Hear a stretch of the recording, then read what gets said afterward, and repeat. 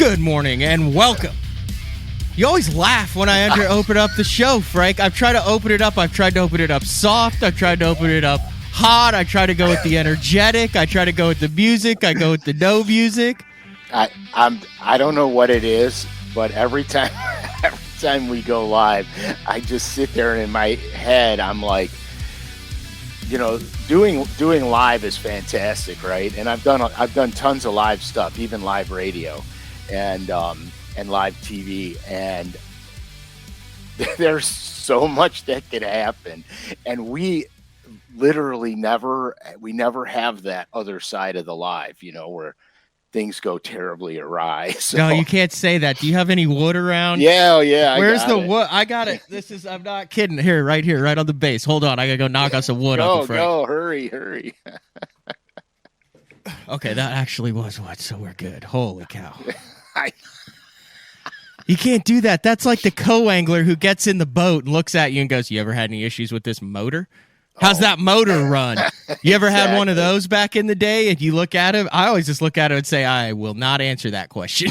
Right, exactly. Because if you're like, the thing's flawless for 500 hours, you're going to blow a rod through the side of it in the first 5 minutes. In a nanosecond, dude. It's like you're saying, man, you know, 95% hookup on this lure. You're going to lose them all that day.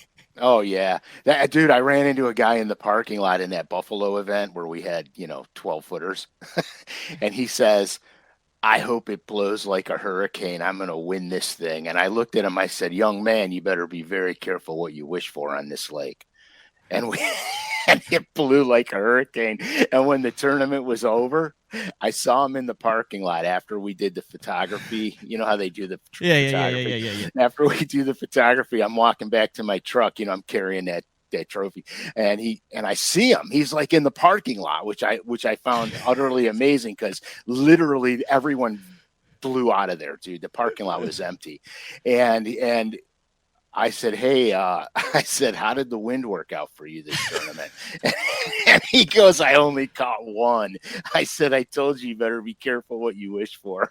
Doesn't it always seem like when you're talking with your buddies, you're like, man, I really need an early boat draw in this tournament. Blah, blah. Yeah. Your boat like 180 every single time. And when you don't care, it's like first flight, boat 7. You're like, what the heck? How does that even work? Dude, how about when you're absolutely scrambling and you're not on anything and you get boat 1? I've never gotten boat 1 in a big tournament. Yeah, see, I have.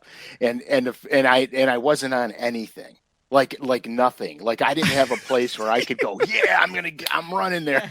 I'm like, whoa, I might as well have been boat 3,000 for what I had going on, Yeah, that's when you're going around to your buddies going, you got like 2 morning spots? You got anywhere that you're not planning on starting on that you think that you might catch a fish on? Oh yeah, dude, it's unbelievable. And then those tournaments turn out to work out well because you go pre-fish again. Yeah, you just roll. You roll. Anyway, this is day 2 or good Lord. I told you. This is day 4, number 92. 92. 8 away from 100. It is already the 10th of November. Time is flying. It's flying by. It is. It's coming close to Thanksgiving. Like I said, we don't talk politics on BTL or day 4, but I was scrolling Instagram and I saw the perfect Thanksgiving sweater, and all it says is unvaccinated and ready to talk politics. And it says it on the sweater. To wear to your family outing. I have to have that. the rest of this week, I will make contact to see if we can somehow get some loaded to the cork.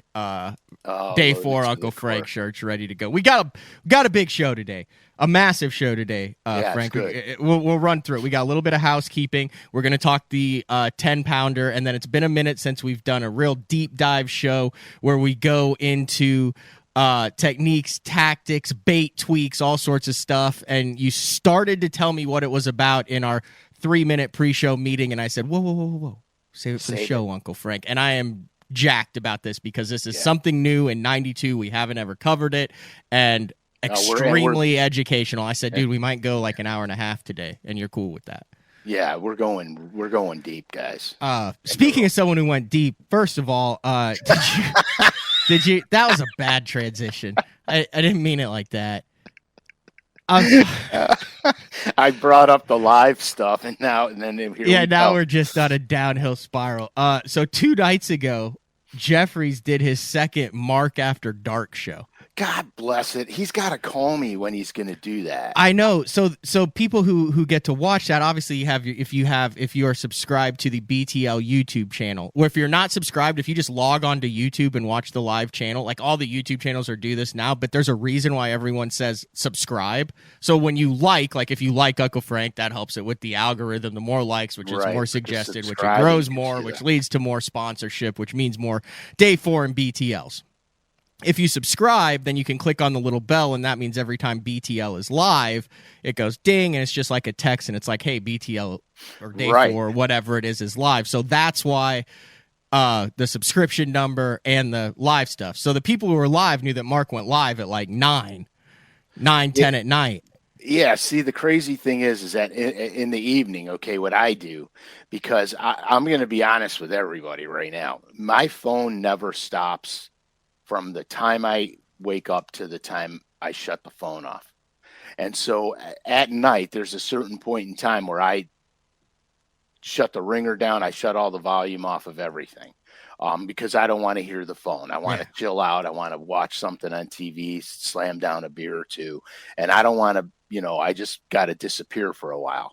And so that's why I never get his after dark stuff. But if he tells me it's going to be there, then I'm going to jump on. Well, absolutely. You know what I mean? And so I'm going to have to call him up and yell at him because I need to know. Well, he did his Mark After Dark, and I had a chance to go back and listen to it because I was asleep because I have to get up at 5 the next morning to get ready to come in to do the BTL show. But it was an eclectic mix of hard rock, bowling, and fishing talk for about an hour and a half. And the other thing was it was on his birthday too, November. Oh, hey, happy birthday. He's gonna kill me. So I had passed that. Well, I didn't feel too bad because I remember specifically there's been 2 years, maybe back-to-back years, the last couple of years, where we came in and did a show on my birthday and he didn't mention it. But it's neither here nor there because, once you reach a certain age, I think.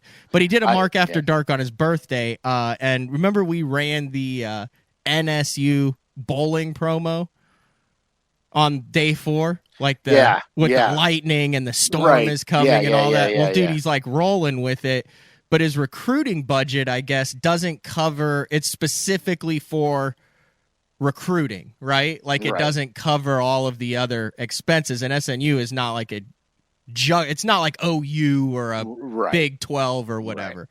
So I guess he's running a promotion or a way to donate if you want to have like a small part in the SNU and help Jeffries along with his goal. I predict they'll win a national championship within 3 years. Yeah, I don't. Is that bold? I don't think that's bold. No, I don't think that's bold at all. Because anybody that knows Mark knows he doesn't set himself up to fail. No. So I don't think that's bold at all. The other thing too is I think he's a great coach. He's got a knack for it, and he cares about the students, and that's the other part of what rounds him out is he legitimately cares about the students. It's unique because obviously for me in my world, bowling was never a part of my world. I knew some bowlers. But it was never a part of my world, mostly football, baseball, what my boys got into, and soccer, what my daughter got into. But I think it's really cool because colleges, they offer so much to the student that's willing to participate. You could go through college and not participate. And what I mean by that is I don't mean going to school and doing your homework and getting good grades. I mean participate in the collegiate environment. Which is a fantastic thing because that's where all your future contacts come from. That's how you create your business relationships and stuff like that. So it's awesome. I think it's fantastic. So he's doing like a donation / giveaway deal. We had the link up on the site, but then he wanted to make sure it was dialed in. So look on basszone.com. That's old school. You got to go to the website. Now we still have tons of people who go to the website, watch Day 4 through the website and things. But the majority, if you are just a YouTube, in the next coming days, you'll be able to go to basszone.com. There'll be a link on the top, and it'll explain how you can get involved and have a small part in the SNU bowling that is led by Mark Jeffries. Good stuff. That's fan. I can't wait till the season gets going. I want to see what he's got cooking. Yeah, the dude does not lack passion, Frank. No, but no successful person does. I mean, think about it. You have to have that. You have to have that in you to keep pushing yourself. Because I know for a fact that when the chips get down, if you get down in the mud with the problems, you have a hard time climbing out. But if you're always looking for a different avenue, a better approach, I think that's how people make it to the top. I really do. Absolutely. All right, housekeeping. I know we always go through what's going on. There's always some changes, some additions, some opportunities available in every Day 4, and especially as we head towards show 100, those will increase. But yes, what are we looking at? What are we looking at over on LureNet, Uncle Frank? All right. Well, first thing I'm going to do, I'm going to jump a little bit. We're going to go. I'm just going to remind you guys that the Bank and Creek bundles are available. Great Christmas gift. Remember, there's a limited supply of these things. We tore into it in the last episode. Yep. So you know what's in there. There's also a discount coupon in here. There's an illustration by. I was unaware. Truly. Someone posted on the comments from last week's show that those are numbered 1 through 300. Yes, they are. Each illustration. Yeah. So someone could get illustration number 7. Someone could get illustration 7. Someone could get illustration 1. There you go. So that's there. Okay. There's a. I'm excited because anytime a Norman color comes out, I get jacked up. So the speed end is on the paint shop in CW Craw. I've got it pulled up now. Yeah, pull it up because you can't tell me this won't maul them on Table Rock. Look at this color, dude. This color is fantastic. Hold on, I got to go back to this. Then switch you back so we're not dyslexic. Okay. I can't deal with me on the other side of the screen. There it is. Yeah, that's just money, man. Yeah, that'll be good from now all the way through the spring. Oh, absolutely. And I like it because it's like that muddy brown color. Yeah, and I think we also did a Day 4 on different crawfish colors and patterns and when you go red and orange and yellow and all that. So, yeah, it's good stuff. So check that thing out. It's spot on. It's spot on. Clay Williamson would like to know if the CW Craw is named after him for Clay Williamson. Yes, it is. No, it's not. Yeah, it is, Clay, because you participate so often. We had to give you some shout out, man. Oh, Clay's back to the photo with the kids strapped on. I think he had his 11-pound PB up there as his photo for a minute or two, but he's back to the... Is he? I just have to know, is he using his child to compare the size of the bass? You know how you put a quarter by something to show size? Do you remember that song Kelly Jordan used to come out to? 5-pound bass? I don't remember. Have you heard? You haven't heard it? Lord have mercy, it's a 5-pound bass, and blah blah blah. And then at the end, it goes, "He's as big as a damn baby." You never heard that? You never heard that song, dude? You need to make a note and listen to. It's old. It might be a Robert Earl Keen song. Holy smokes! If they're in the comments, I'm sure. I mean, it's like how have you never heard that? Because I don't know. I mean, you pack a lot of stuff inside your head, man. The only thing I pack in my head is lures. It's a Robert Earl Keen song, 5-pound bass. That's fantastic. But there is a line about it being as big as a baby in there. Well, there you go. There you go. It's one of the top 3 fishing songs of all time. That's so funny. So he said that kid helps him dead stick by accident. He's always dealing with the. Well, that's like the co-angler, you know, when you're in a tournament and the co-angler gets a backlash and he's sitting there peeling it out. And all of a sudden he gets it out. He starts reeling it in, and he's got a 5-pounder on. And you're like, oh my God, that's a 2-pound call for me, man. Has that ever happened to you? Yeah, no, I vividly remember that, but not in a tournament. It happened at Kurt Dove's pro bass camp one time when you're dealing with the kids. And but that doesn't count, man. He backlashed his jig, and then when he reeled in, he just kept reeling, and there was nothing. I mean, nothing. Like, he just was like, "What's going on?" From the back of the boat. The fish is swimming up there. 5-pounder swimming off with his jig. That's so excellent. But I can't remember that. I can't remember that happening in a tournament. Yeah, that stuff never happens to me. Ever happens to me. But anyway, so back to this show's going to go all over the chart. So, I love it. So getting back to LureNet. So November 14th starts all the Black Friday sales. You guys have to pay attention to these Black Friday sales because bulk bundle packs are all going to be 20% off. Norman crankbaits, buy 2, get 1 free. So you gotta, and this is just a small smidgeling of what's really going to be going on starting November 14th.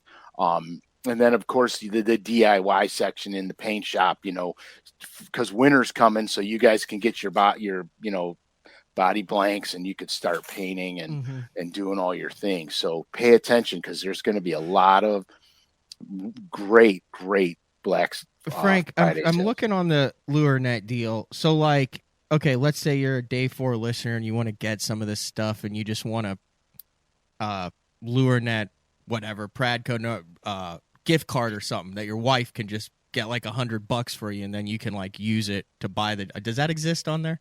Are you aware of that? Did I put you on the spot on that? Like, are there? No, I don't know, but I can make it exist. I think that would be. I mean, if you could, you know what I mean? Don't you think that'd be good then? Yeah, I do. I think that might be like an off-air thing to talk about, but I think because I mean that's what the.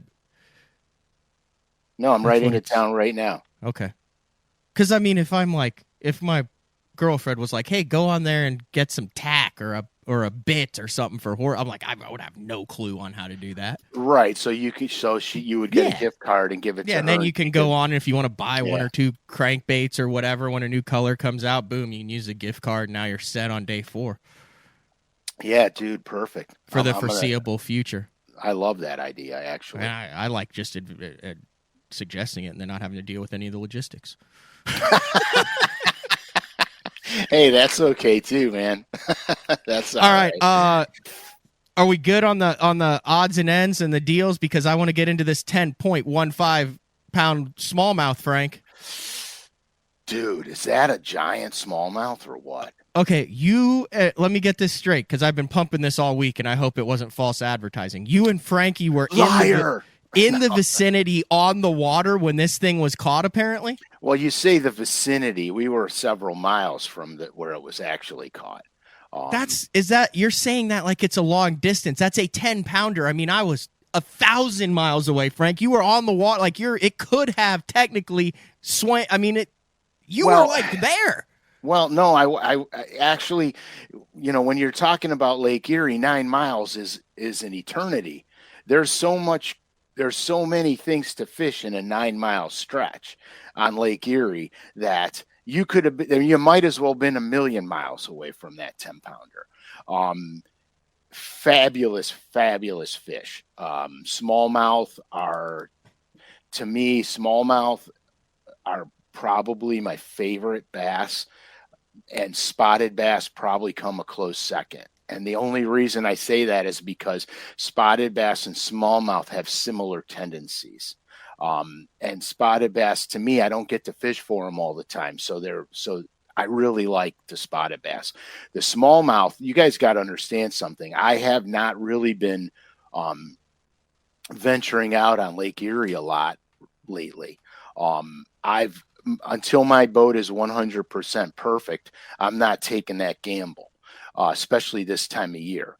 Things can be volatile. So I haven't really been poking around out there, but Frankie and I had gone out there, and we met one of his buddies up there, Ryan Hartman, fantastic smallmouth dude. So we all met up there, and then I was with Frankie, and then we split. We took off, went our ways. We ran into a lot of the usual suspects. When we went out, Clapper was out. A bunch of dudes were out, and it took me and Frankie a little while to dial in what was going on. To be honest with you, we ran some hunches. I didn't get on the front deck the entire day, even though he was using forward facing. I would jump up there to see what he was looking at. But for the most part, he did what he does, and I was basically a quintessential co-angler for the day. Well, we wound up later on in the day, we started dialing things in and started catching them, and we caught some nice ones. We ran into Ryan later on that day, and he had a solid bag. He was pushing 25 pounds, 24 and change. He had a solid bag, so there was a lot of big fish being caught, and it was a lot of fun. I had no earthly idea, okay, what was going on 9 miles from where we were at. I had no earthly idea. And when I got off the water, it really, like, legitimately, I think it was that night, I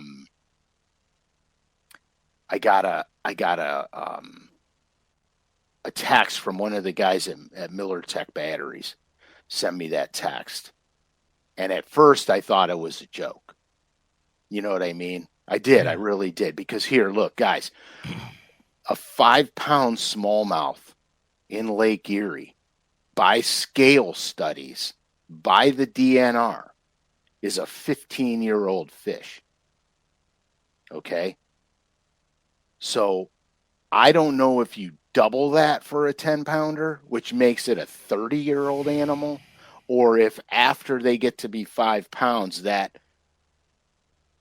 however they determine, how old it takes to get there, if that starts to go down and they start putting on the meat, you know what I mean? So I don't know how old that fish was, but it was definitely well over 15 years old. It was 23 and 3/4 inches by 19 and 3/8 inches. No, I thought it was 24 inches long, 24-inch girth. I'm looking at it here. When it was all said and done, the official weight was 10.15 and measured 23 1/4 by 19 and 3/8. I don't know. Wow. I'm just looking at the Wired to Fish release. The thing that to me was how pretty it was. I mean, it didn't look like an old warlock. No, spectacular. These fish were gorgeous, spectacular. They were. I mean, it was crazy. Smallmouth are beautiful. Like a lot of times I'll catch them and they'll be black. They'll literally look black with hints of brown in them. And those ones are buried up in the rocks. They're literally on the bottom right now because it's getting into the winter time. Everything is suspending. And so their coloration is spectacular. Okay. We saw was it the New York State record that got broken on Cayuga? We've seen this 10-pounder. We saw Dakota E-Bear with one pushing 8 out of New York. Yeah. I know this question has been asked, and you're probably better to answer it than just about anybody. Are we headed towards a wave of mammoth smallmouth? Was this just a freak deal? Is it a combination of education and forward-facing sonar and social media that shows what's out there so you have more educated anglers putting their bait in better areas? What's the future hold for this? I mean, is this going to be a common or a semi-common thing for the next 3 or 4 years, these mammoth freak show Sasquatch smallmouth? Well, you hit the nail on the head, okay? The information world is getting tighter. It's easier to get information today. The knowledge out there is a lot quicker. You're getting it a lot quicker. Back in the old days, you had to wait every month till a magazine came out. Now you're getting this up to the minute data, okay? And then, of course, the advent of electronics today is really making this possible. more commonly possible. Let's put it that way. Because with side imaging, forward facing, down imaging, you're literally seeing the fish's environment. Where before, like guys had to be really good with their 2D sonar to understand it. Now with side imaging, you don't have to be that good. You can just cover water and look for stuff. If you're willing to put time in on the seat, you can find stuff. What was that aging you threw up there? Ryan Hartman said initial aging was 15 to 17.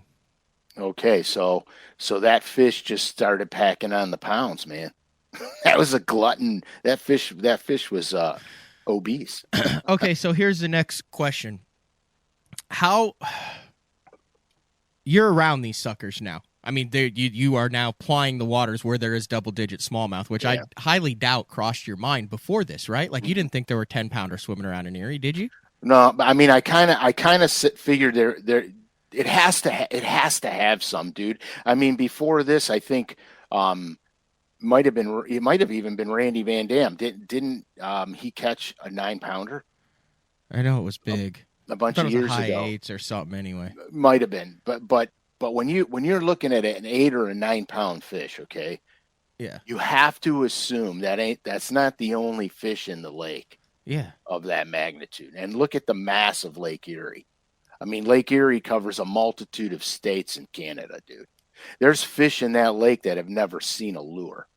Okay, so absolutely, there's smallmouth in that lake that do nothing their entire lives but chase pelagics. Okay, so if you figure that if a smallmouth is on pelagics, occasionally they get caught by the walleye trollers. Okay, and they're always giant slobs of smallmouth. Yeah, there could literally be a lot of double-digit smallmouths out there, but you're needle in the haystack. Right. I mean, you're talking about hundreds of thousands of square miles of water. What impresses me about this is I think they seem to do it right. I don't know what happened to that fish, but it looked healthy. They were able to contact the right agencies, get a right weight on it.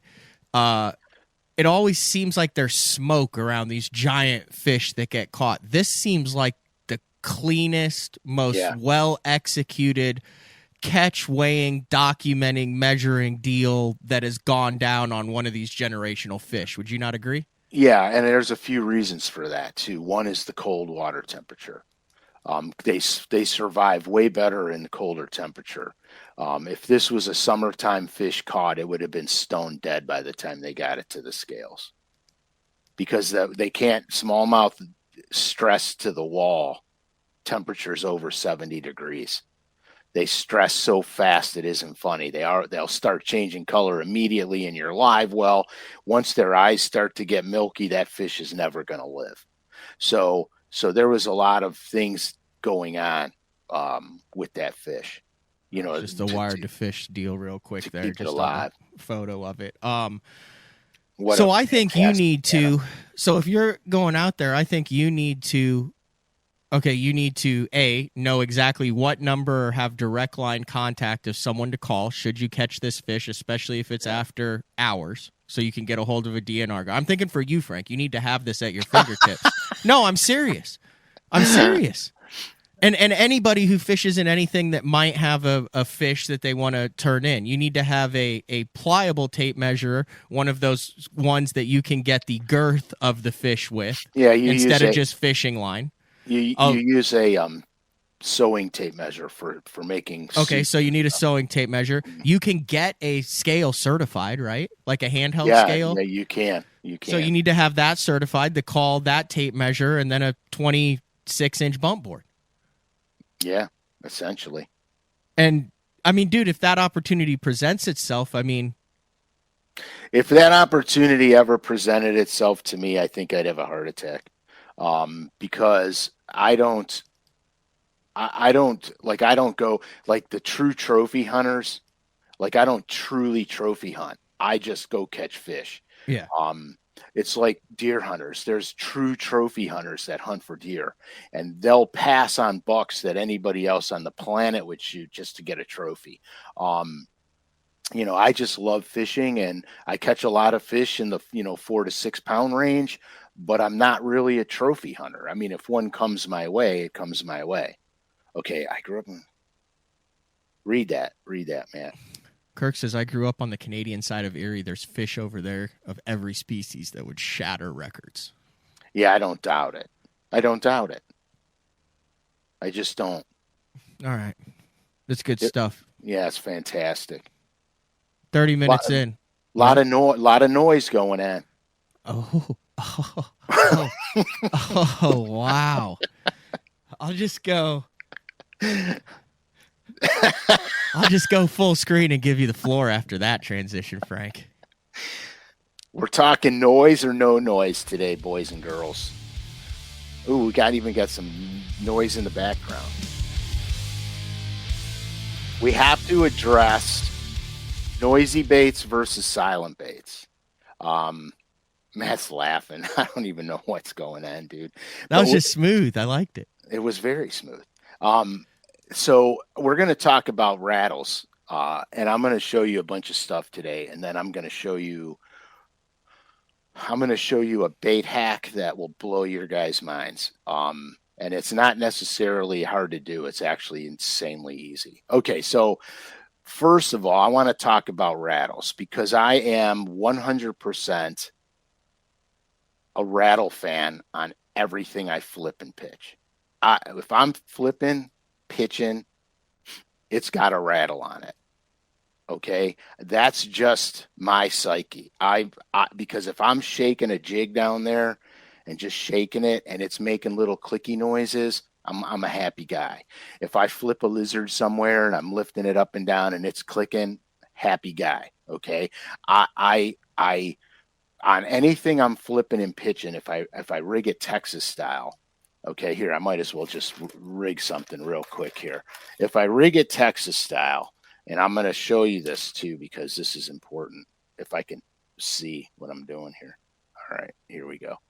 So I'm rigging a bait Texas style, real easy. Everybody knows how to do it, okay? And this happens to be a Yum spine craw. So, all right. So now the thing I like about the spine craw, and I'm not digressing, but it is a digression. It has a spine down its middle of its back. So when you rig it, your hook is perfectly in line all the time because it's got an automatic, straight centering alignment point. Okay, so when I rig a Texas rig bait, all right, I want my rattle, and I happen to have rattles here, if I can see them. When I'm rigging my rattles on anything Texas rig, I want the rattle perpendicular to the hook. So the rattle's going to run the same way. This is because when I'm fishing this bait, it's got the slip sinker on it. It's going down and up and down and up. So the rattle is then going with the bait. When it goes down, click. When it goes up, click. So all my flipping baits get the rattles parallel to the hook. Okay, so with the spine craw, the other thing that's nice about the spine craw, and here I'll just take a new one because I'm going to trash that one. What the thing I like about the spine craw, when you put a rattle in this bait, what I do is I just go, and it's perfect every single time. You see how it's got the ridges on it? So what I do is I just go in between the first two ridges with the rattle. Oh, wait, I grabbed the fat rattle. I wanted my skinny rattle. So you got different size rattles too, because we're talking about rattles. All right, so what I'll do is I'll take it, and here I use the skinny rattle in this because I'll tell you why in a minute. So I put it between the first two lines, all right? And then I'll bend it down and I make it nice and parallel to the bait so it's not bent or out of shape. The bait's nice and straight and the rattle's in there. It goes right. See the hole where I put it in? So when I rig the bait on the hook, it's in perfect position every single time. So I'm not going to hit it with my hook. Okay, I'm not going to hit it with the hook. And then when I put it on, when I rig it, the rattle is in between the hook point, which is here, Mm-hmm. and the front of the hook. The rattle's right in between there. So it doesn't get in the way of my hook set. That's how I rig all of my. Can you hear that if you shake it? Oh, yeah. It's very it's very quiet. Yeah. No, you can hear it clicking. So here's the reason That's a crawfish click. Correct. So here's what happened. I have a 125 gallon aquarium, and I had bass in it, crappie, crayfish, this typical natural animals that are around here I had in my aquarium. So I got a stethoscope. Stethoscope? Yeah. And I put it on the glass by the crayfish. When the Really? crayfish get to the glass, I put it on there and listen to it. They tick and they click. They literally just go tick, tick, tick, tick, tick. You can hear it. And I was like, holy smokes. So that's why I like this. I like the tiny rattle. They make different size rattles. Okay. They make bigger rattles and tiny rattles. So I like the tiny rattle, especially in all my crawdad imitating baits, because it sounds exactly like them. All right. It's not loud. It's not obtrusious. It's just that little clicky stuff. Sounds just like them. So that's what I do in all of my crayfish imitators. Okay. Now here's something else. I'll do it. I rig. So here's what I do. I put rattles in my shaky heads too. And the rattles in my shaky heads, same thing. I'm putting them between the hook point and the screw lock, so the rattle's in here. And again, it's parallel to the hook shank. So when I'm doing the shaky head, it's clicking and ticking when the shaky head moves. Okay. My football jigs all have rattles on them too, but I use the Mickey Mouse ear collars to put the rattle on the outside of the collar. All right. Because I don't put any rattles in my trailers themselves on my jigs, because I want the most action out of that trailer. And if you start putting in those hard brass or glass rattles in your trailer, you're stopping your trailer from undulating. It's making it stiffer. So I don't do that. I use my skirt collars for that. Now I'm going to show you something. Well, I'm going to tell you something too and show you. So sometimes I put rattles in my wobble heads, and sometimes I put rattles in my chatterbaits. But here's the thing. You have to look at the wobble head and the chatterbait. Okay, what do these baits do? Catch fish. Well, besides catch fish, when you're reeling them in, okay, they're going side to side, left to right. This wobble head goes crazy, left to right, whatever you're doing. So in this instance, instead of putting the rattle parallel, I put it perpendicular to the hook. This is juice. Okay, so it goes in perpendicular right in the center of the bait. No problem. Right into the center of the bait, perpendicular. So when the bait goes back and forth, it rattles going back and forth as it's going. I do the same thing with my chatterbaits. Stick it in perpendicular to the hook, because the chatterbait goes like this, and so then it gives you a better noise option. My soft-bodied frogs, I always put rattles in my soft-bodied frogs. What I do though there is I don't use glass rattles. I use the little jig rattles that clip into the mouse ears. I just cut the tab off of them and shove them right in the back end of the frog. So that's making noise too. Every time I'm moving my frog, it's bouncing around in there and making noise. Sometimes, so like a Yum Breaking Shad or a Zoom Super Fluke, I'll put rattles in those too. And then what I'll do is sometimes I use the rattle as the weight to give me a little more weight, so the bait stays a little bit deeper. but I'll put rattles in there. Like if I'm drawing fish out and they're not committing, I'll put the rattle in. But for the most part, on my breaking shads and my Zoom Super Flukes, I don't start with the rattle ever. I let the fish tell me I need to add noise to it or not noise to it.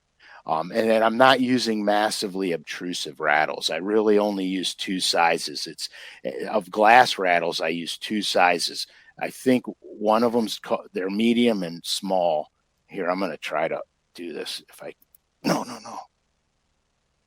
I'll drop it on this Berber carpet. I'll never find it until it goes in my foot. And then it'll break after you step on it, and then you have a glass shard. All right, those are the two rattles at Uncle Frank. One of them is the fat, and one of them is a skinny. Those are right. And this is not the biggest glass rattle they make. It's the middle size and the smallest size. And those have what inside are those lead? Looks to me like it's lead in the smaller one. Yeah. No, these ones are lead. Both of these are lead. That's a great shot. Okay, so those are the only two rattles I use, other than the black ones that clip onto the mouse skirt for the jig. Yeah, which is a totally different deal. Right. So we know now that if you see me flipping, I got rattles on. Okay, if you see me wobblehead, football jig, chatterbait, there's going to be rattles for sure on the football jig. Maybe not on the chatterbait. Maybe. I'll do that accordingly to what I need. Okay. Usually on the chatterbait, I'm putting the rattles in if the water's really dirty. Okay. Not only do I want them to feel the movement of the bait with their lateral line, I want them to hear something coming. I never put a rattle in a drop shot. I never add a rattle to anything I'm Carolina rigging. And Ned rigs, I never put a rattle in a Ned rig unless I'm using a heavy Ned head, like a 1/4 ounce or heavier, and I can fish it like a jig head worm, where it's banging on the bottom. Because here's a lot of things that get confusing. A Ned head will stand up like this, but that's not what makes it the Ned rig. What makes it the Ned rig is the design of the head, and the bait spirals on the fall. Okay, that's the advantage of a very light Ned head. Okay, when you start to get into the heavier ones, it behaves more like a jig head worm, unless you go to the 5-inch dinger, which I Ned rig a ton, the 5-inch dinger, and the Magnum finesse worm. Mm-hmm. I'll Ned rig these too. Okay, now I'm compensating for the jig head weight, so the bait's it's not gonna give me a true spiral, but it's gonna glide. It's gonna glide for me. Okay, so that's the Ned rig stuff, Carolina rig. Now the most complicated rattle thing here is probably crankbaits, because there's a lot of variables in crankbaits and crankbait rattles. Okay, so everybody knows if you got a rattle bait, it's loud, it's crazy. And that's just a Cordell spot, right? That's a Cordell super spot. So then you go into your top water. So I got 3 of them here. I got a rattling spook. Listen to this. It's got one big BB, a lot of little BBs in it. Makes all kinds of commotion. I have a 1 knocker. Okay. Now the 1 knocker, which by the way, this is color 7, but the 1 knocker, I'm trying to there you can see it. You see how much movement the ball has in there? Look at that. It's probably close to 3/4 of an inch. Wow, that ball's also in the back of the bait. Yes, which helps it walk better. Oh, because that's the it sits moves like that, and then it'll walk better. So listen to this rattle. It's a single deep guttural rattle. Okay. Now, one of my all-time favorite baits is the Super Spook Junior, and look at this one. I got clear ones because I just got one of my DIY kits, but it doesn't move that much. It moves literally, I would say, about 3/16 of an inch. Okay. Now listen to this one. It almost sounds the same, but this one moves more.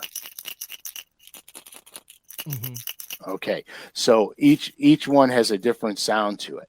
All right. Each one does something different. So that's the topwater baits. Now, I have to talk about crankbaits for a minute. Everybody knows it's no secret. DD22s, my favorite, Normans. Okay. The DD22 has two, they're for balance and noise. Both of these move. Okay. Now listen how deep this bait is. Okay. The reason being is this bait is a butyrate plastic bait.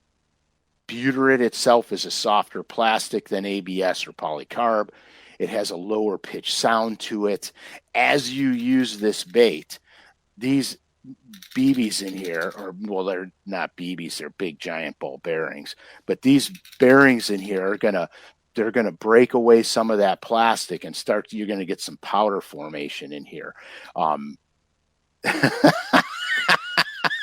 The man teases us with exclusive color number 7 here. Ooh, and here, look at exclusive. That is number 7, color 7, right there. Anyway, so as the powder forms in the crankbait, the sound changes a little bit. That's why if you use a crankbait a lot, you go, oh, this one's special, man. I catch more fish on this one. That's because you've used it for so long. It's starting to get nice. It's starting to get right. Okay. Now I want to compare something to you. The Bomber Fat Free 7, Norman DD22. These are my absolute 100% mainstay summertime structure fishing baits. The Fat Free 7 has a bearing in the front of it. Okay, but that bearing does not move. It's got a smaller bearing right behind the hook hanger. Okay, that's the bearing that makes noise. This thing is a one clicker. Listen to this. It's just a one clicker, and you can hear the sound difference. This is ABS, now butyrate. You follow me? Mm-hmm. So these are things to think about. The Norman Fat Boy. Whoa. The Norman Fat Boy. One bearing. It's the balance bearing, and it's the noisemaker. One. That's why I love this bait. So sound. So I pay attention to sound. Sound the bait makes, and why is that important? The lower the frequency, the easier it is for the bass to zero in on it through his lateral line. So that bass knows pretty much where that bait is before it gets to him, or before he can physically see it very well. He already knows where it is. So why do rattle baits work so well? They make all kinds of crazy noise. The rattle baits make noise. The fish can hear it a mile away. They necessarily aren't knowing exactly where it is yet until they can physically see it. So they're keying in on it because they can hear it a mile away. They hone in on it when they see it. That's the difference between that. So now, and the reason I'm doing this is because we have to talk about silent baits, because this is noise or no noise. So we have to talk about silent baits. So when will I throw a silent bait? Okay, for me, pitching and flipping, never. It's always going to have a rattle in it. I don't care what anybody tells me. That's my confidence. But crankbaits, completely different story. Okay, I've gone on rock piles and wore them out on DDs. Okay, I go back over the rock pile with silent crankbait and a Carolina rig, and catch fish that I did not catch on my first trip through the rock pile. The other thing that I do is, if I'm fishing a highly pressured area, I might go behind a guy with a silent bait. Like if I'm square billing, for example, I might go behind him with a square bill that doesn't have any rattles in it, like the Booyah XCS, which is the Excalibur square bill. I'll go behind him with that, because now I've got a subtle approach. They're chasing, Okay, but they've heard every rattle, every noise on the planet. I'm going to go by with a subtle approach, and I'm going to catch fish that these guys fished past. Okay.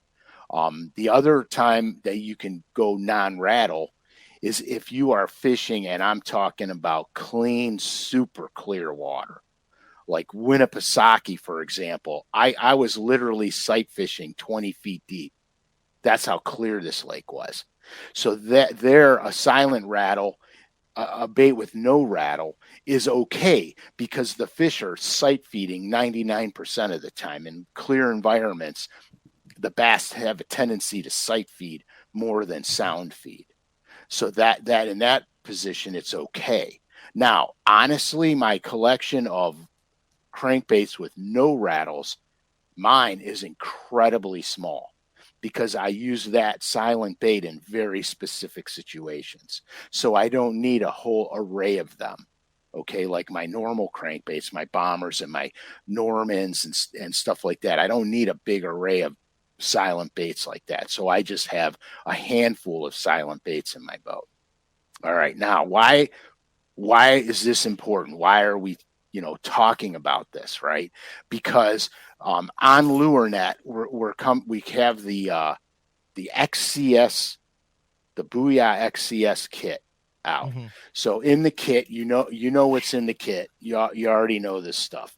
You've got eyes, 3D eyes. Whoa, I'm like Bernie Schultz the other day. Hey, where's the lure? I know I'm impressed of how well you could hold it up because I forgot that. I mean, you do it every show, but if you're not, it's all backwards. It is. It's all backwards. So you have 3D eyes. You have hooks and split rings. Yeah. And packaging that's not put together. So Yeah. you can put your own packaging together. You guys know that. Clamshells, you got it.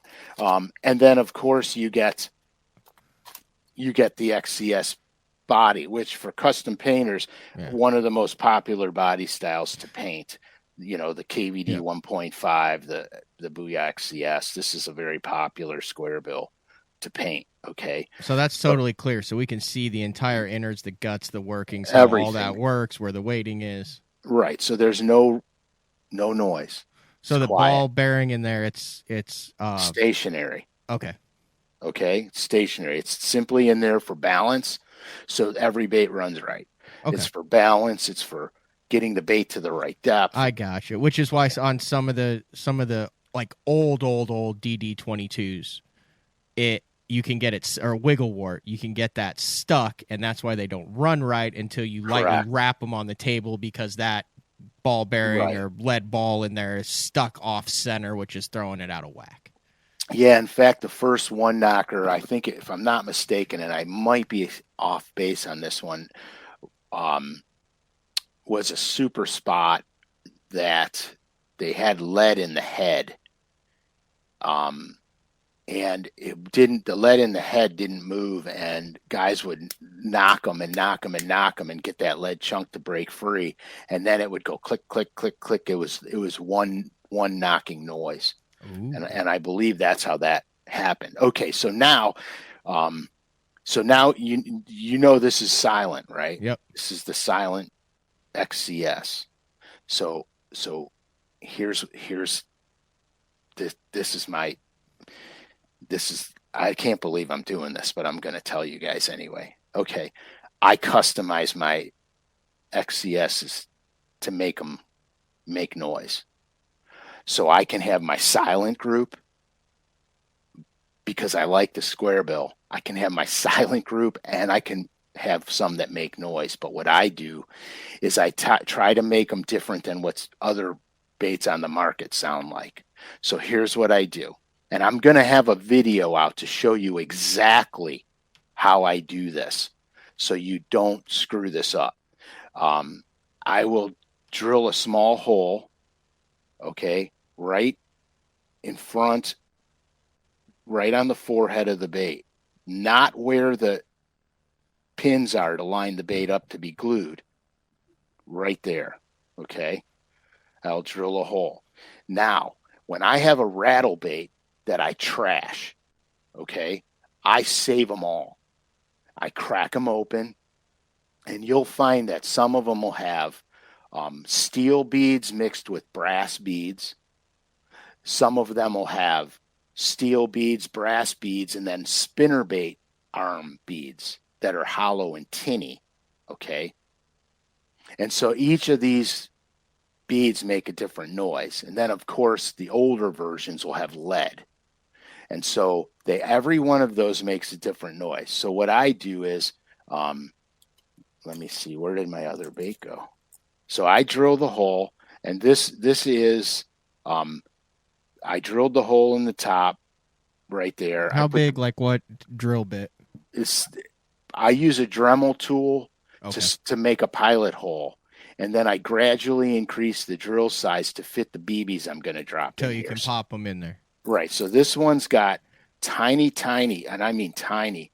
They almost look like spinnerbait beads. Yeah, but there's no other crankbait like that has that configuration of beads in it.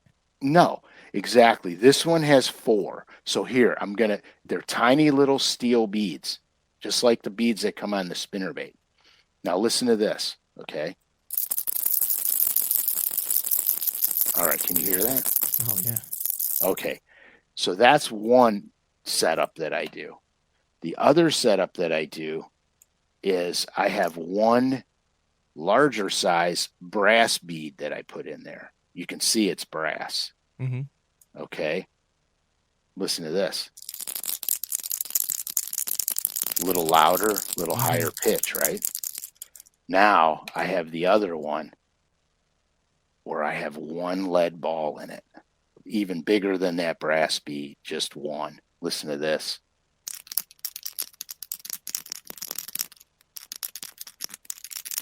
Nice and deep. It's nice and deep, right? So I can customize these. So if I'm fishing behind other guys, that I'm not throwing something that sounds like they're throwing. You follow me? Yeah. And I'm not screwing up the action of the bait because I'm not adding 50 frickin' BBs in there. I add 1 to 4, period. And that's it. Because if you start adding too much, you're screwing the action up on the square bill. You got to go on how you're sealing that and making it waterproof. Because guys like me have no problem making the hole. It's the covering it up and making it fishable again that I have an issue with. Okay, so I'll get to that. So so when you customize these things, the Booyah XCS DIY kits are available on LureNet. Okay. So when you customize these, understand this. I use a single rattle a single BB a lot to imitate clicking of a crayfish. You have your choices between steel, copper, tungsten, and lead. So steel, copper, and tungsten is going to give you a little higher pitch. Lead's going to give you the deepest, lowest pitch. Okay. And you can mix and match. You could put one lead with one tungsten or steel with whatever. You can make any sound you want to make. All right. And you can experiment with them till you get one that's really catching fish for you. So the experiment continues after you make it, paint it, fish it. All right. The experiment continues. Now, the one thing I will not do is take an existing bait like one of these that already have sound in them and add more sound to them. I won't do that. I will only do that to the silent baits because I can customize it better. I have way more control over that. Plus, I like the way the Normans sound the way they are, and I have too much success on them, and the same thing with the fat-free shads. I have way too much success on them. I'm not monkeying with that. But when you have the silent bait, and as a tinkerer, I'm always playing with stuff. Mm-hmm. The silent baits are fun to me because I can experiment. I can get a sound down. If I get the sound down where it's really effective, I could then translate that into a bait that's coming out on the market. You follow me? And I can say, hey, this is a proven sound. You know, the colors will be the colors, but this is a proven sound. And so that's what I do. As far as sealing the hole goes, I buy paintbrushes with plastic handles, real cheap plastic handles, and they're tapered. And I'll show you this in my video. So what I'll do is I'll put the handle in there until it starts to get snug, and then I mark it. I'll pull it out and I cut the skinny part of it off just below the line I mark. So then I can stick it in, and it goes in a tiny little bit and wedges itself in there. All right. And then what I do is I'll put some 5-minute epoxy around it, and I'll stick the thing in there, and I'll let it dry. And then I cut it off, sand it down. It takes 2 seconds because it's super soft plastic. And then I'll put a little bit of epoxy, because I'll push it down enough to make a little indent. And then I'll put a little bit of epoxy on that, and then it's ready to paint. And that's really all there is to it. It's pretty simple, actually. Can you do this with ones that are already painted too, though? Like you could buy the... Okay. 100%. You absolutely can. In fact, I would recommend buying some that are pre-painted in a color that you want. And then you know that color's catching fish for you on your favorite lake. Then you could add the rattles in there. So go get the XCSs in the colors you want that you know you catch fish on, and then do it, and then experiment with the sound. I think what's it? Whenever Frank talks bait modifications, it costs me money and I ruin several baits. Well, but that's part of the fun of it all, because you're actually making something nobody has. John says, Frank, don't you believe it's more a confidence thing? Bass are super hard of hearing and can hear only a limited certain sounds. Actually, sound travels through the water better than it does on land. It's interesting that you brought that up. Yeah. Sound travels in water compared to air.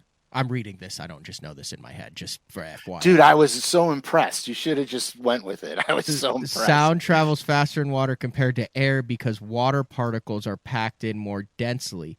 Thus, the energy and sound waves it carries is transported faster.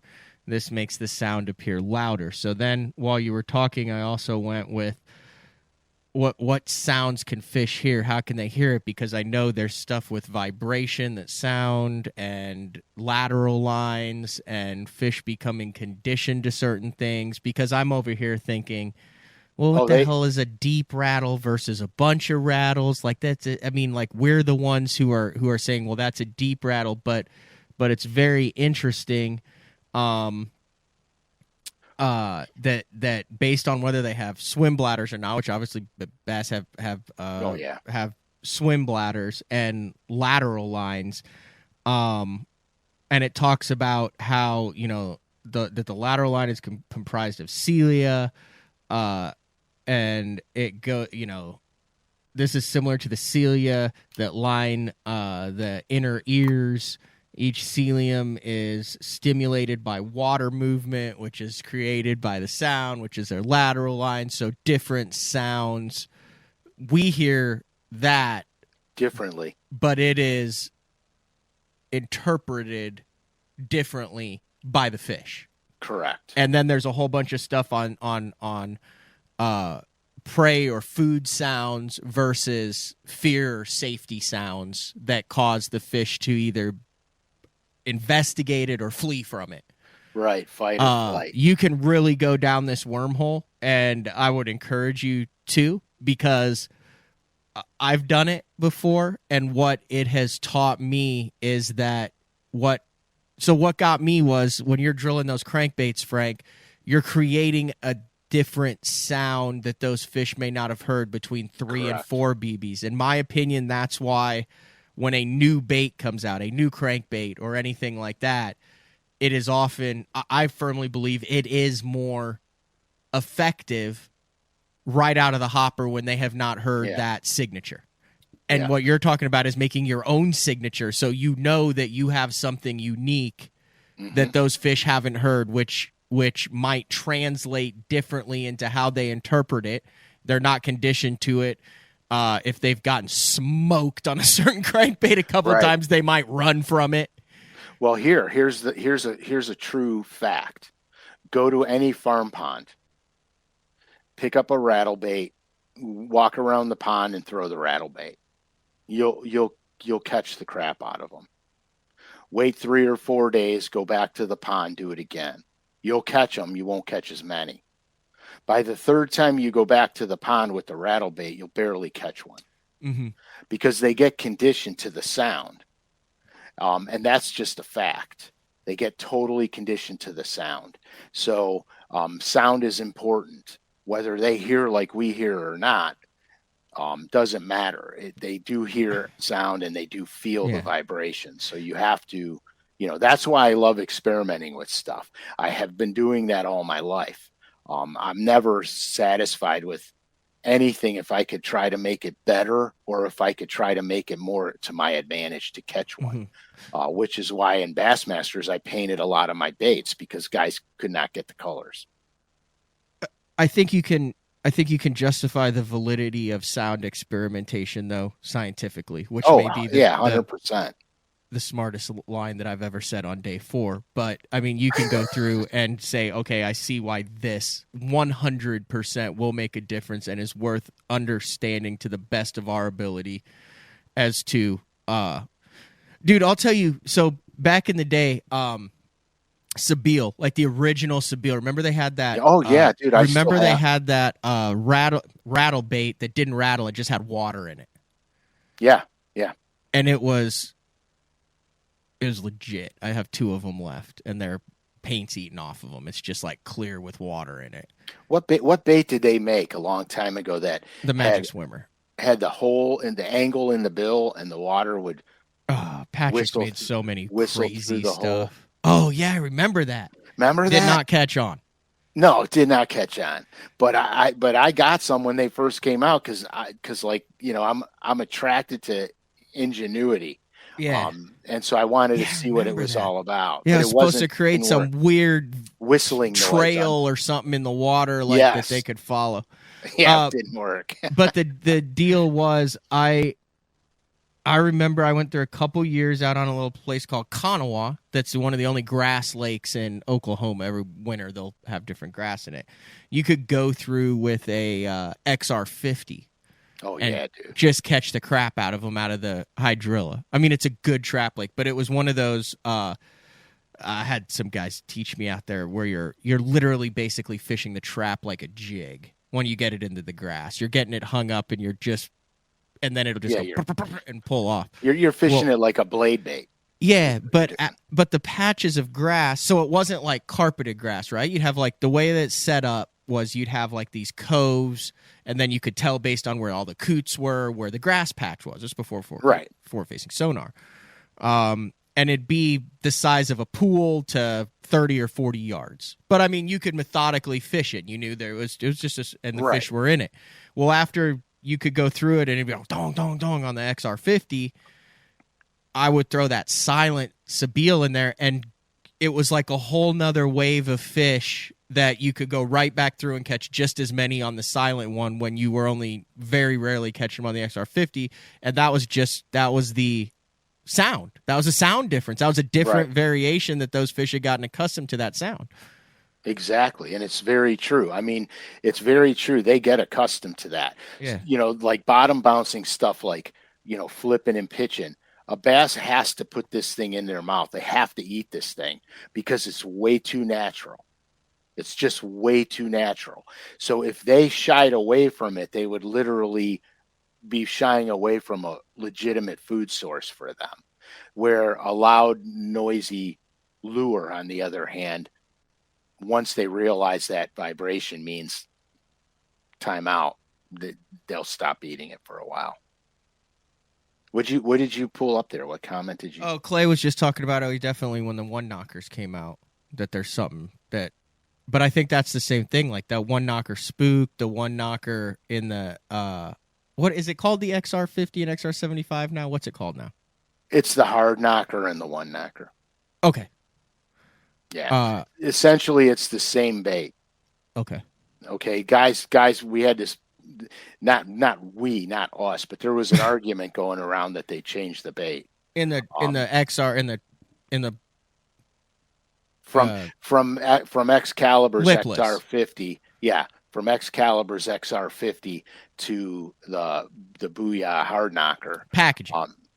they're essentially the same bait. I think literally there's a 16th ounce of a difference, where the hard knocker was a slightly heavier than a half, and then the booyah is exactly a half, because the half ounce lipless bait was the most popular size bait. The 3/4 were good, but they were definitely for certain times. Yeah, Scott, I do use rattles and tubes from time to time. Absolutely. Anything I'm slamming on the bottom that's soft plastic will usually get a rattle in it. And during only the month of December, because the bass are in a festive mood, you do use a jingle bell in your rattle, but then go back to a standard a standard rattle for the other 11 months. Is that what you were telling me off air? Yeah, exactly. And I use the color Christmas tree a lot. So you use a Christmas tree tube with a jingle bell rattle in it. Correct. Dude, that would be a great little Instagram video. It'd be to go catch a smallmouth on a Christmas tree tube with a jingle bell as a rattle. Dude, wearing a Santa hat. The Christmas tree color is a good tube color. Don't kid yourself. Do they have that on? It's green pumpkin with red, green, and blue flake. In what tube? I don't know who makes it. It used to be called Christmas tree. It's got a lot of green in it, right? Green flake, red flake, blue flake on a light green pumpkin body. Good luck finding it. It was back in the old days, man. That was old school. I like that, dude. That was a great that was a thinking segment. That got me thinking. Well, yeah, because I mean, where I live, our lakes are small. They're very, very small. Every advantage that I can put in my favor to catch one is what I'm going to do. I'm not afraid of doing a little bit of tinkering to make it happen. And so, that's just the truth. All right, I got a couple of really good unrelated questions. You want to finish out the show on some good unrelated questions? Yeah, let's fire it. We're in OT right now. We're in overtime. Neil with a great question. Do we start throwing red crankbaits based on water temp, or is there another trigger point? I think it's about the fish's ocular chemistry based on water temp, but I'm not a marine biologist. But you sound like one, and you stay at a Holiday Inn Express. The water temperatures, the red crankbaits, everybody throws them in the spring as the water temperatures go from, in some regions, 39 degrees and up. They start to throw the reds. Once the water temperature gets into that mid 50s, they start to wane off the reds, get into browns and oranges, and then get into shad patterns. Okay. But the same thing happens late in the season too. As the water temperature starts to cool down, reds can play again in the fall, but the fall doesn't get that kind of attention for it. But you can absolutely catch them in the cold weather months on red. My rule of thumb is this: in the spring, where I live, it's going to be ice out. Okay. In the other regions that don't get ice, it's going to be late winter, early spring. Okay. So down south, it might be February, starting in the beginning of February. I'll start throwing my reds.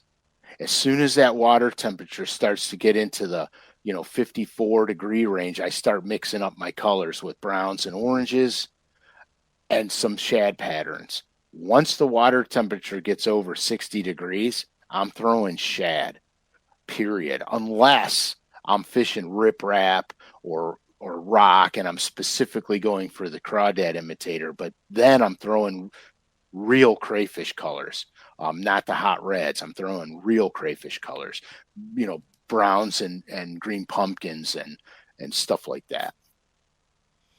All right. I'll just say it. Have you ever considered the fact, there's warm and cold colors? Have you ever, like a blue versus a red or a pale? Oh, yeah. Have you ever considered the fact that maybe different colors emit different auras that are sensed by the bass. So we think it's purely visual, but it's actually emitting a different vibe around that they're actually feeling with their lateral line, which is why certain colors work better in muddy water even when there's zero visibility, because the color is actually emanating some sort of different aura or vibe around it. Okay, no, I've never drank in that Kool-Aid. But I will say this. If you look at baitfish, shad in particular and gizzard shad 100%, they change their color in the colder water. The gizzard shad have a tendency to become more purpley pearl. All right, where your thread fins will become, your thread fins actually will get a greenish blue hue to them, and they'll start to tinge towards the red pearls. So if you look at that, knowing that, so like when I do a lot of jerkbait fishing in the winter, a lot of my jerkbaits are spiced up with purple pearls, because that's a definite cold water color that the shad around here have. Well, that would explain algae bone. Yeah, exactly. So I pay attention to that stuff too. But as far as the easiest way to understand what color crankbait to throw when is by water temperature, is to go early spring to mid 50s, you're throwing reds and oranges. Once the water temperature gets above the mid 50 mark, you start to gravitate to browns, greens, and oranges. And then once the spawn is over, you're going shad patterns, because now these bass are going into summer. They're going into their summer mode after the spawn, post spawn, and they're totally focused on bait fish. And so that's how I gear my crankbait colors towards. Now, hot shad patterns like citrus, tropical shad, chartreuse and blue, those hot shad patterns, I throw those based on depth and watercolor. Remember, the deeper a crankbait goes, the less light penetration you have. Okay, the less light penetration you have, certain colors stop being color anymore. Like after 9 feet, 10 feet, red turns to black. So you have to understand that light penetration, water clarity is going to make your bait more visible or less visible depending on what colors it is. And so the clearer the water, the more natural the patterns I stick with. Although there are times in clear water where I do throw hot shad colors and catch them, because chartreuse to a bass appears to be brighter white, which in dirty water, everybody wants to throw, chartreuse and stuff in dirty water, but I'll throw white pearl in dirty water, because that's exactly what the shad look like in dirty water, is white pearl. So you just got to look at that environment, see what that environment looks like to you under different water conditions. And that's how you can tell. And remember, if you could see a foot, a bass can see 3 feet either side of that foot. Okay. So you have to compare that. You have to understand that when you're looking at it. If you've got 6 feet of visibility, that bass can theoretically see 12. So you have to understand that. So in super clear water where you can see 20 feet deep, that bass sees your bait a mile away. I mean, he can see that bait coming. And remember this too, the clearer the water, like if a lake is normally clear, the bass tend to sight feed mostly. As their visibility diminishes, they start to feed on sound and movement, vibrations that they feel through their lateral line. And so you could remember that. You could pick out wide wobbles versus tight wobbles, natural colors versus hot colors. You could start to take your color game and start narrowing it down, because I truly don't carry hundreds of different colors of soft plastics, and I don't carry hundreds of different colors of crankbaits. I carry a handful of hot shad patterns, a handful of natural, and a handful of crawdad patterns, and that's it. I don't even make it complicated. Even though I'm a color guy and I paint all this stuff and make all these lures, I don't keep it complicated. But what I find out is that sometimes a certain natural shad pattern just works better. So then I'll put more of those in the boat because I'm going to have a tendency to lose more of them. You know what I mean? And I've seen cycles, especially on certain lakes, where lavender shad one year, if you're not throwing lavender shad, you aren't catching them. And then it changes to tropical shad the next year. If you're not throwing tropical shad, you're not catching them. Mm-hmm. So if I catch a fish on a natural shad pattern, I always have a hot shad pattern tied on, because now I'm going to look at something. Did the fish engulf the crankbait, or was he only on the rear treble hook? Because if he was only on the rear treble hook, maybe a color change will get him to swallow it better, get him to choke on the thing, and I have a less tendency to lose them. Okay. So like I was on Pickwick. And there was a guy here, a friend of mine that owned a local tackle shop here, and he wanted to go to Pickwick with me. So I took him to practice on Pickwick for one of the Bass Open events down there. And I started catching him on a square bill. I started catching him on a bomber square A. And I was throwing Tennessee shad at the time. And I started catching a few. So I reached in my box and I said, put the chartreuse and blue one on. And he goes, I never catch anything on chartreuse and blue. You're catching them on Tennessee shad. I said, but they're barely hooked, dude. And I had a couple of them thump it and not take it. So I said, here, you want it? I gave him my Tennessee shad. I put the chartreuse and blue one on, and everyone had the chartreuse and blue one down their throat.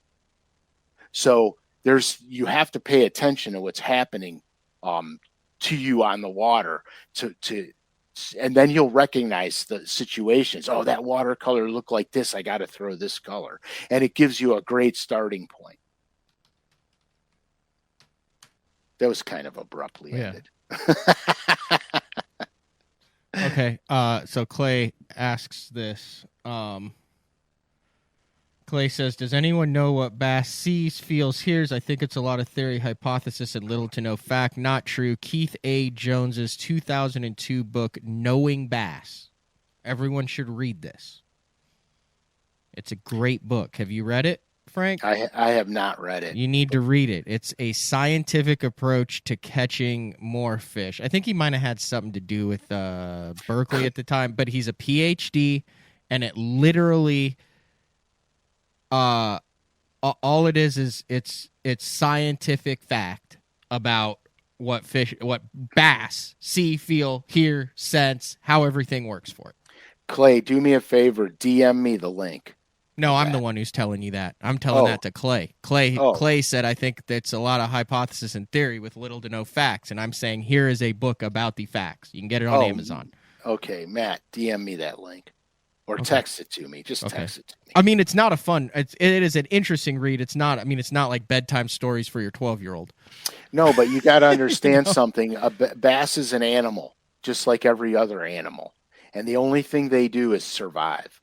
Mm-hmm. Everything they do is for survival and instinctual, and so that's the first thing you have to remember. And bass are opportunistic predators. That's the other thing you have to remember. They're not passing up a meal, especially an easy one. So, I mean, and don't forget too, a lot of what we talk about on here is personal experience. Right. Nothing that I talk about on this show is something that I don't or haven't done myself. I won't do that. I won't talk about somebody else's idea if I don't experience that same exact thing. I just won't do it because I can stand with conviction on things that I say then. Heck yeah. Okay, so I do have to clean this up from last week's show, and I felt bad at the end of last week's show. Boy, I hope Darren Hill didn't think we were making fun of him. Remember the question we closed last week's show with, Frank? I do not. I said, Darren would like to know, how do you catch bass when no one else is? Oh yeah, I do remember that. And then we raucously laughed, and then we ended the show without answering the question. So I closed it. I said, "Boy, I hope he took that as that's the $1 million question that everybody's been trying to figure out, and if you can figure it out, not what a dumb question. It was simply a laughing because there's no I mean, there is no magic answer to that. Anyway, No. he commented on last week's show and said, y'all didn't have to laugh at me like that.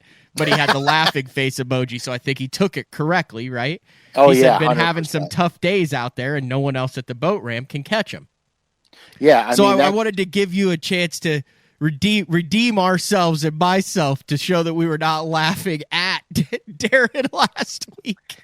Darren, the reason that day 4 is so successful and that people's thirst for knowledge of this fishing game is so vast is because you don't catch them all the time, and people want to be more successful and more consistent.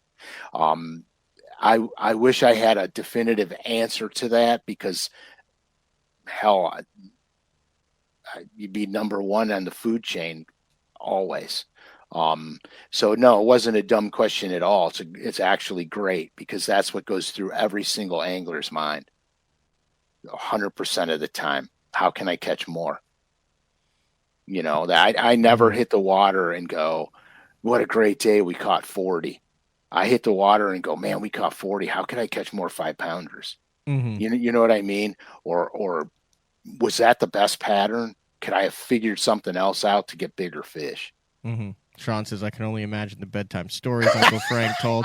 Apparently, this isn't like the end-all, be-all. I don't know anything about that book. I just know I found it very interesting. It seemed very scientific. But David Maddox says, hey, have Gene Gilliland on and talk about that book. Clay apparently has heard it. He believes Clay is your all-time skeptic on everything, though, if we haven't figured that out by now. But he said, sample sizes in that book were too small.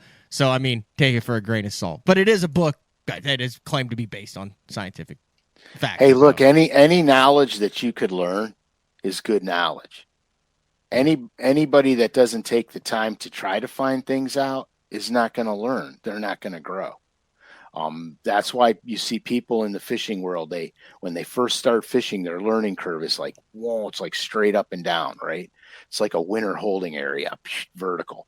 And then they have success, and then they start to plateau because they know a lot. They think they know a lot. They know a lot. They start to plateau. Then something happens. A bell goes off. They learn something new or figure something else out, and their learning curve starts to go up again. Then they plateau. So in fishing, the fishing industry, what your learning curve looks like basically is a set of steps where you learn, you plateau, you learn, you plateau, you learn, you plateau. Now, guys like Jason, guys like Wheeler, okay, his plateau might only be 2 steps, straight up, plateau, straight up, because the more you can ingest, you stop the plateaus, and you keep on a steady increase in learning. And that's just the way it is. And everybody learns at different speeds, and everybody experiences things at different times.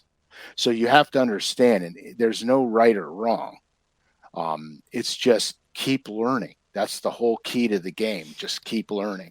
And here's the weird thing, Frank. I've been in and so have you, but I've been in the boat with a lot of guys who are 1%ers at this, covering it, through the media and asking. And it's interesting. There are some that are very scientific, but a lot of them just do crap because it works. Right. They don't care why or how. Now, it's just me wanting to do a lot of backstory. It's why I follow every single point and everything like that. But it's a personality thing. Like, I don't think, like you said, there's no way it can hurt, but there's guys who just, why do you tip the tail chartreuse? Because it works. Why do you add glass rattle or BBs? Because it works. Like, who cares why it works as long as it works? Right. Exactly. And you're talking about the best in the world. It's not like you got everyone on the Elite Series and the BPT and you out there doing calculus equations on the water and measuring the angle of the sun and light penetration and visibility and time of the year and water temperature and pH to come up with the perfect bait at the perfect time at the perfect solution. No. And then but there are generalities that are commonalities through your experience that you have been like, hey, this works here when, and that's what we're talking about. Right, exactly. Like I can hit the water, look at the lake, and know exactly what colors I need to throw. Can I give you a chart on watercolor?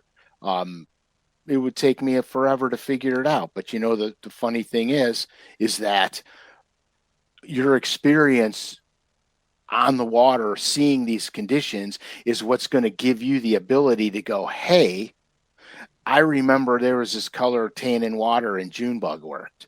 And so you're just going to go right to the June bug. You're not even going to second guess yourself until you are not catching fish or you are smashing fish. That is, break it out every once in a while. The color selector. The color selector right there. Man, I remember that thing. And you know what? Truth be told, I never actually used one. This one is in mint condition. I should break it out for the 23 opens. I think that's based on light penetration and water clarity, if I'm not mistaken.